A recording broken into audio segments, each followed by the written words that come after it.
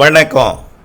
செல்வகுமாரின் மாலை வானிலை ஆய்வறிக்கை 2025 பிப்ரவரி 26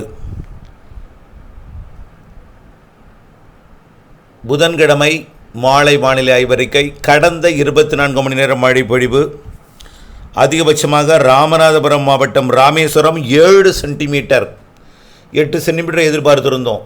7 சென்டிமீட்டர் மழை பொழிந்திருக்கிறது ராமேஸ்வரத்தில்.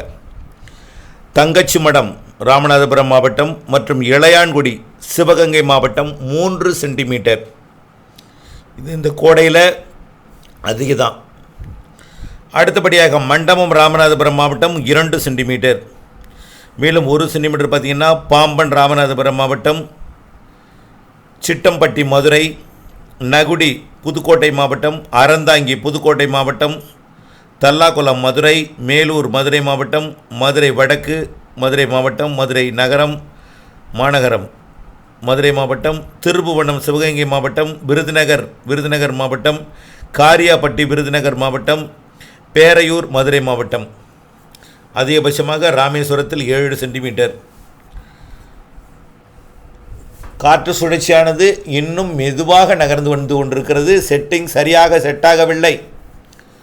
நல்ல மழைப்பொழிவு இன்றைக்கும் தென் மாவட்டங்களில் கொடுத்து வருகிறது. தென் மாவட்ட மேற்கு தொடர்ச்சி மலை, தென்கோடி மாவட்டங்களில் மழைப்படுது. நாலுமுக்கு, ஊத்து, காக்காட்சி, மாஞ்சோலை போன்ற பகுதிகளில் இன்றைக்கு நல்ல மழைப்பொழிவை எதிர்பார்க்கலாம். இந்த மழைப்பொழிவை தவிர மேலும் பல இடங்களில் மழை பொழிந்திருக்கு. வாடிப்பட்டி, மேலும் மதுரை விமான நிலையம், மேலும் பேரையூரில் ஒரு பகுதி, திருமங்கலம், மேலும் பார்த்திங்கன்னா நிறைய இடங்களில் உசிலம்பட்டி ஆங்காங்கே மழை, கல்லந்திரி, பேரையூர், மதுரை வடக்கு இதெல்லாம் மழை. மேலும் பார்த்திங்கன்னா புதுக்கோட்டை மாவட்டத்தில் நகுடி, அறந்தாங்கி, ஆவுடையார் கோவில் தவிர்த்து மேலும் ராமநாதபுரம் மாவட்டத்தில் இன்னும் ராமநாதபுரம், முதுகுளத்தூர், பரமக்குடி, கமுதி இங்கெல்லாம் மழை. அடுத்தபடியாக பார்த்திங்கன்னா சிவகங்கை மாவட்டத்தில் சிவகங்கை, தேவக்கோட்டை, மானாமதுரை, திருப்பத்தூர், திருப்புவனம் இதெல்லாம் மழைப்பொழிவு. மேலும் பார்த்திங்கன்னா தேனி மாவட்டத்தில் தேக்கடி, ஷண்முகா நதியிலையும் மழைப்பொழிவு லேசாக. அடுத்தபடியாக திருநெல்வேலி மாவட்டத்திலையும் மழை தான். மாஞ்சோலை, காக்காட்சி, பாபநாசம், மணிமுத்தாறு, ஊத்து, நலுமுக்கு, சேர்வலார் அணை இங்கெல்லாம் 1 சென்டிமீட்டருக்கு கீழ் கொஞ்சம் மழை.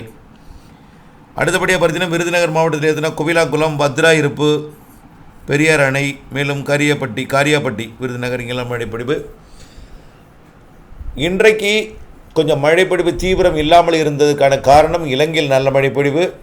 காற்றோட செட்டிங் இலங்கைக்கும் தென் மாவட்டங்களுக்கு இருக்குது. இந்த செட்டிங் அப்படியே மாறும். காற்று சுழற்சியில், அதாவது நிலநடுக்கோட்டை இந்திய பெருங்கடலில் காற்றோட குவிதலில் அங்கே இருக்கக்கூடிய சுழற்சி கொஞ்சம் காற்றை அப்படியே இன்றைய பொழுதில் ஏற்படக்கூடிய இருகாற்று இடமாற்றம் என்பது தொடராது. நாளை அதிகாலை மீண்டும் கடலோர மாவட்டங்களில் மழை உண்டு. நாளை பகல் மழைப்பொழிவு உண்டு ஆங்காங்கே. 28ஆம் தேதி தாங்க எல்லா மாவட்டத்துக்கும் திரும்ப சொல்கிறேன், வெள்ளிக்கிழமை, நாளை மறுநாள் டெல்டா மாவட்டங்களுக்கு, தென் மாவட்டங்களுக்கு கனமழை பொழிவை கொடுத்துவிட்டு உள் மாவட்டங்களுக்கும் மேற்கு தொடர்ச்சி மலை மாவட்டங்கள், நீலகிரி, கோயம்புத்தூர், திருப்பூர் மாவட்டம், கரூர் மற்றும் ஈரோடு உட்பட ஆங்காங்கே மழைப்பொழிவை கொடுத்து தென் மாவட்டங்களில் கொஞ்சம் கூடுதல் மழைப்பொழிவையும், டெல்டா மாவட்டங்களுக்கு ஒரு நல்ல மழைப்பொழிவையும், வடகடலோரம் வடவுள் மாவட்டங்களுக்கு ஆங்காங்கே லேசான மிதமான மழை, தூறல் மழை, நனைக்கும் மழை, லேசான மழை என்று கொடுத்து 28 மற்றும் மார்ச் 1-2 தேதிகளில் தான் நல்ல மழை பொழிவை கொடுக்கணும்னு சொல்லிகிட்டே இருக்கோம். 28 பிப்ரவரி மற்றும் மார்ச் 1-2, 3ஆம் தேதி தென் மாவட்டங்களுக்கு மட்டும். இந்த சுற்றின் மழைப்பொழிவு 28 மார்ச் 1-2 இந்த 3 நாட்களுக்கு தான் ஒரு பரவலான மழைப்பொழிவை கொடுக்கும். கண்டிப்பாக டெல்டாவிற்கும் தென் மாவட்டங்களுக்கும் மழைப்பொழிவு உண்டு. அறுவடை விவசாயிகள் வரக்கூடிய வெள்ளி, சனி, ஞாயிறு இந்த 3 நாள் மழை இருப்பதை நினைவில் கொள்ள வேண்டும். ஏதோ நேற்றைக்கு நல்ல மழை கொடுத்த நிலையில் இன்றைக்கு கொஞ்சம் தீவிரம் இல்லாமல் இருந்தாலும் நாளை மீண்டும் தீவிரமடையும். ஆனால் நாளை ஒரு பெரிதாக மழை இருக்காது. நாளையும் பெரிதாக எதிர்பார்க்க வேண்டாம். வெள்ளி, சனி, ஞாயிறு மட்டும் நல்ல மழைப்பொழிவை கொடுக்கும். கனமழைப்பொழிவு தென் மாவட்டங்களுக்கு இருக்கிறது. தென் மாவட்ட மேற்கு தொடர்ச்சி மலையும் இருக்கிறது. இந்த சுற்றின் மழைப்பொழிவு 3ஆம் தேதி வரை தான். 4லிருந்து 10ஆம் தேதி வரை இடைவெளிங்க. 4, 5, 6, 7, 8, 9, 10 7 நாளுக்கு இடைவெளி.